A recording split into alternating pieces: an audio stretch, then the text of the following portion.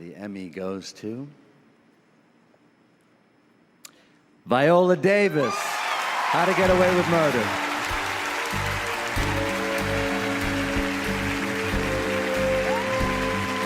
This is the first Emmy win and nomination for Viola Davis, who is a graduate of Juilliard.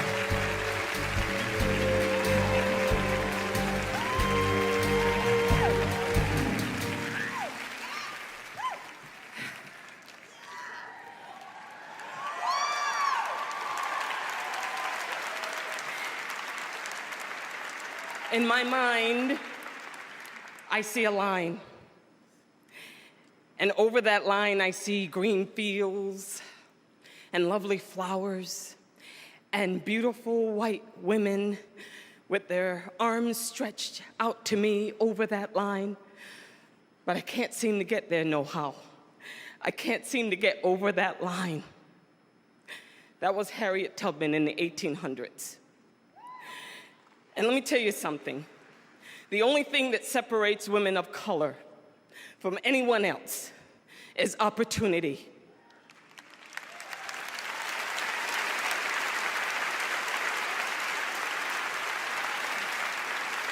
You cannot win an Emmy for roles that are simply not there.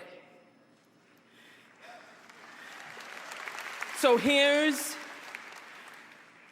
to all the writers, the awesome people that are Ben Sherwood, Paul Lee, Peter Nowak, Shonda Rhimes, people who have redefined what it means to be beautiful, to be sexy, to be a leading woman, to be black.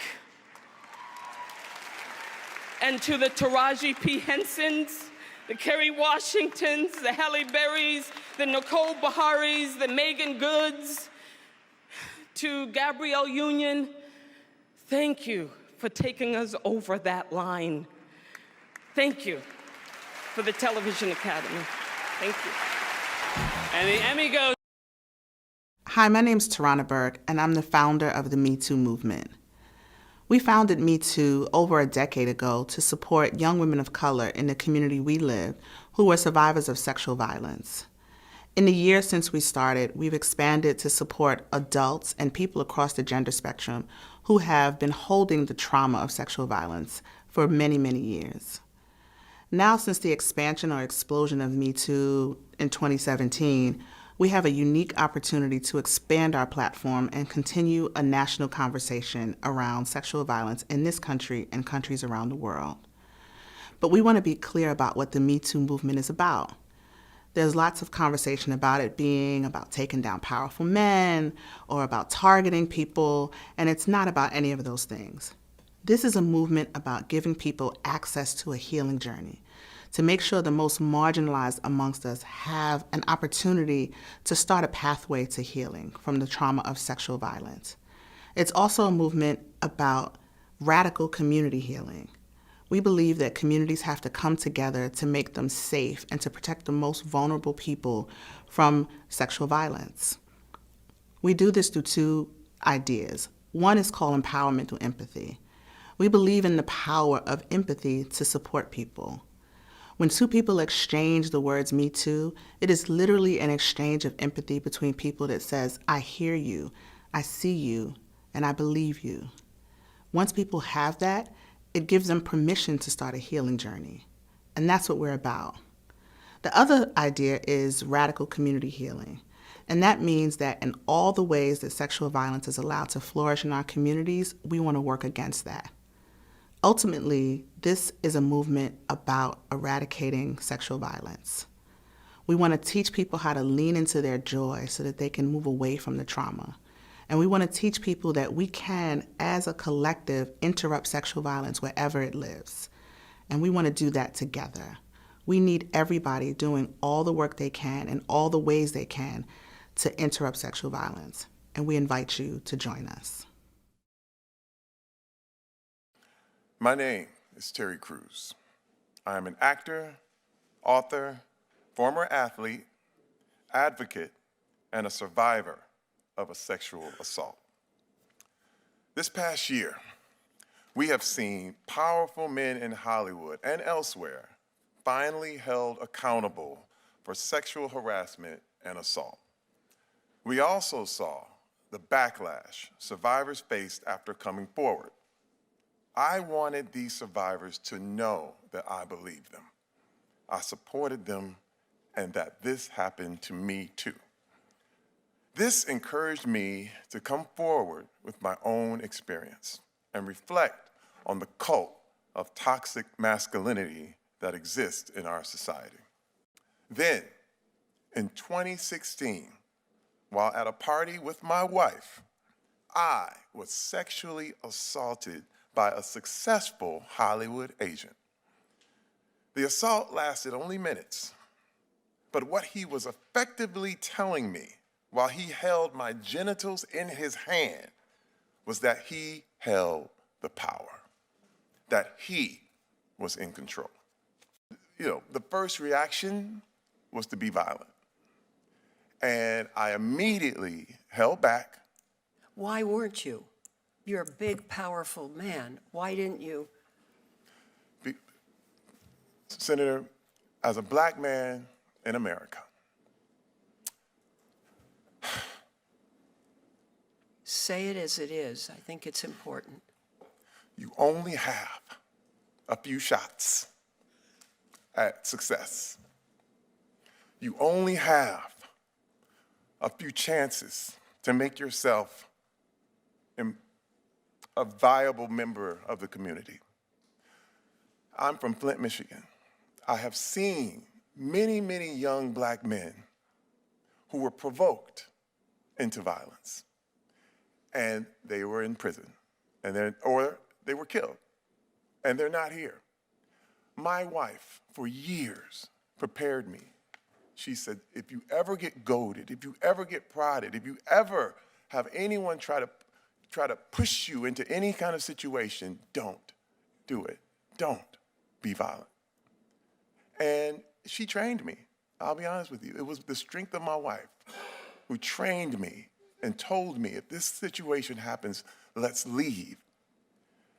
And the training worked. But has there been retaliation against you for what you are saying now to the public? Thank you for your question, Senator. One specific incident of retaliation was I've done 3 movies called The Expendables with Sylvester Stallone. The producer of that film called my manager and asked him to drop my case in order for me to be in the 4th installment of the movie. And if I didn't, there would be trouble. Oh, dear. Senator Klobuchar. Well, thank you very much. Are you going to be in the 4th installment, I hope? No. Wow. I'm sorry, thank you for your question, Senator. That's good. That's very yes, polite. Thank you. Yes. Simply because this same producer is under his own sexual assault investigation. Yeah. And, you know, abusers protect abusers. And this is one thing I had to decide whether I was going to draw the line on, am I going to be a part of this or am I going to take a stand? And there are projects that I had to turn down. Mm-hmm. Well, thank you very much. Every woman of my vintage knows what sexual harassment is, although we didn't have a name for it. The attitude to sexual harassment was simply get past it. Boys will be boys. Well, I'll give you just one example. I'm taking a chemistry course at Cornell, and my instructor said, because I was uncertain of my ability in that field, he said, I'll give you a practice exam. So he gave me a practice exam. The next day, on the test is the practice exam, and I knew exactly what he wanted in return. What did you do about the professor? Did you just stay clear of him? What did you do? I went to his office and I said, "How dare you? How dare you do this?"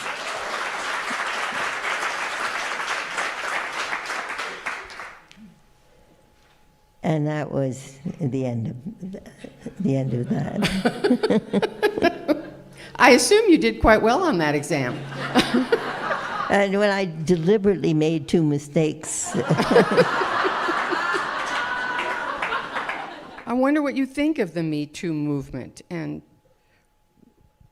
if you've given any thought to the strategy for women as a group. Well, I think it's about time.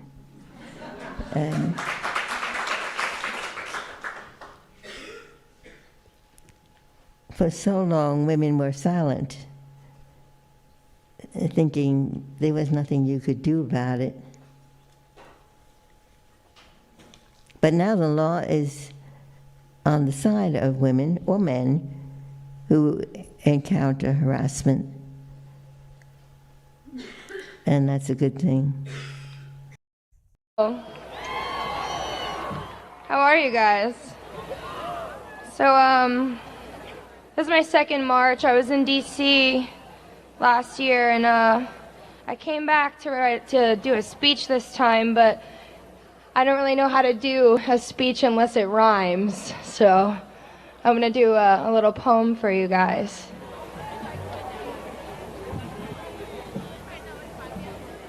It's 2009, and I'm 14, and I'm crying. Not really sure where I am, but I'm holding the hand of my best friend Sam in the waiting room of a Planned Parenthood. The air is sterile and clean, and the walls are that not gray, but green, and the lights are so bright they could burn a hole through the seam of my jeans, and my phone is buzzing in the pocket. My mom is asking me if I remembered my keys, 'cause she's closing the door and she needs to lock it.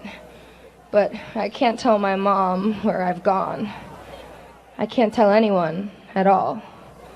You see, my best friend Sam was raped by a man that we knew because he worked in the after-school program. And he held her down with her textbooks beside her, and he covered her mouth, and then he her. So now I'm with Sam at the place with a plan, waiting for the results of a medical exam, and she's praying she doesn't need an abortion. She couldn't afford it, and her parents would, totally kill her. It's 2002, and my family just moved, and the only people I know are my mom's friend Sue and her son. He's got a case of Matchbox cars, and he says that he'll teach me to play the guitar if I just keep quiet. And the stairwell beside apartment 1245 will haunt me in my sleep for as long as I am alive, and I'm too young to know why it aches in my thighs, but I must lie. I must lie.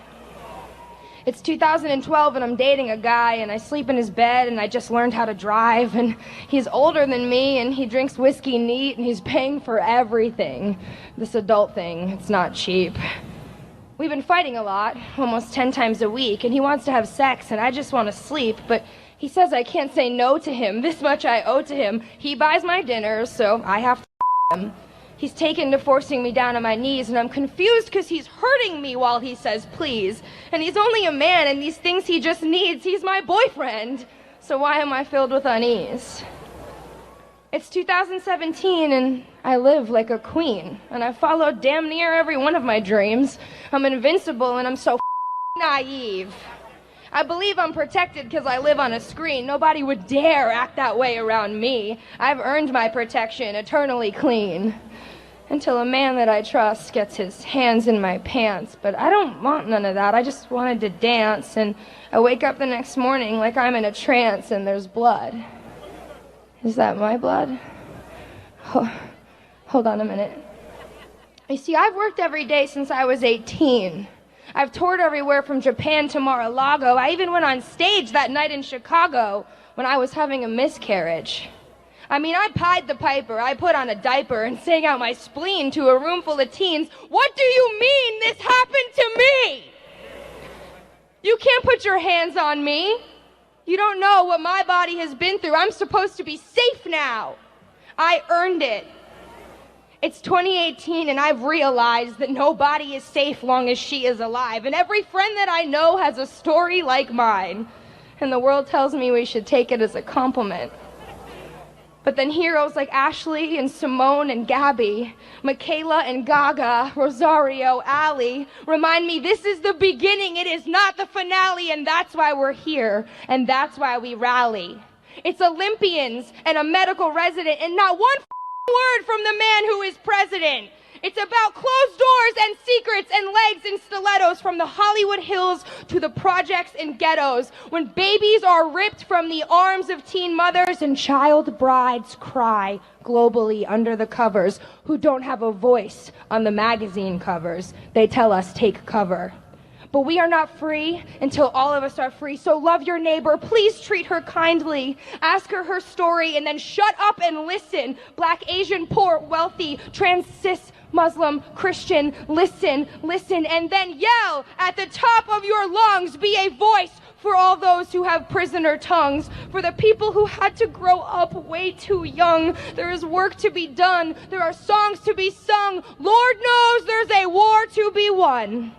Thank you.